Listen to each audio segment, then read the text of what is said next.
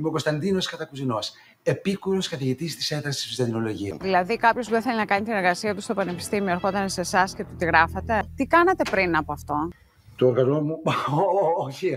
Αυτό δεν είναι το όργανο μου. Αυτό το χρησιμοποιώ ως προφυλακτικό. Παρακαλώ τώρα και θα τα πάρω εγώ σήμερα. Μετά από κόπους ετών, ολοκλήρωσα το αριστούργημά μου, το αποχετευτικό σύστημα στο Βυζάντιο και έφνης μου λέτε εσείς ότι δεν θέλετε να το εκδώσετε.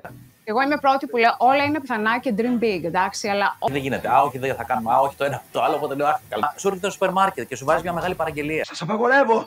Το σύγγραμμά μου είναι ιστορικό δοκίμιο. Πρέπει κάποτε αυτός ο λαός να μάθει και την ιστορία του. Είναι να μπούμε στο Hollywood. Με προσβάλλετε τα μάλα, κύριε. Δηλαδή, το αριστούργημά μου θα μείνει ανέκδοτο.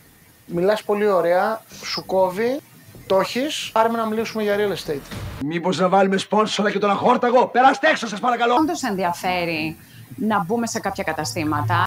Νομίζω το Hollywood του καλά άρεσε. Και που ξέρω εγώ από τέτοια. Εγώ είμαι βυζαντινολόγος, κύριε. Αυτό λόγω με εκτός γιατί δεν θέλω να βρεθώ σε καμία αντιπαράθεση μαζί σου.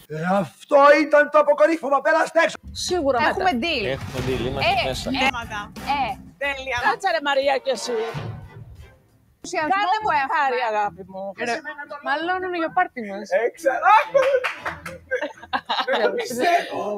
Ρε παιδιά, αυτό το deal ήταν τόσο καλό, δεν με ενδιαφέρει, θα έμπαινα κι εγώ. Και εγώ θα μπαίνω. Πρώτη φορά που ήρθε άνθρωπος να μας δώσει royalties, να βγάλουμε τα λεφτά μας, ο άνθρωπος καταλαβαίνει τι γίνεται. Είναι γάτος ο άνθρωπος τώρα. Κρίμα που δεν το πήραμε, ναι. Είναι γάτος.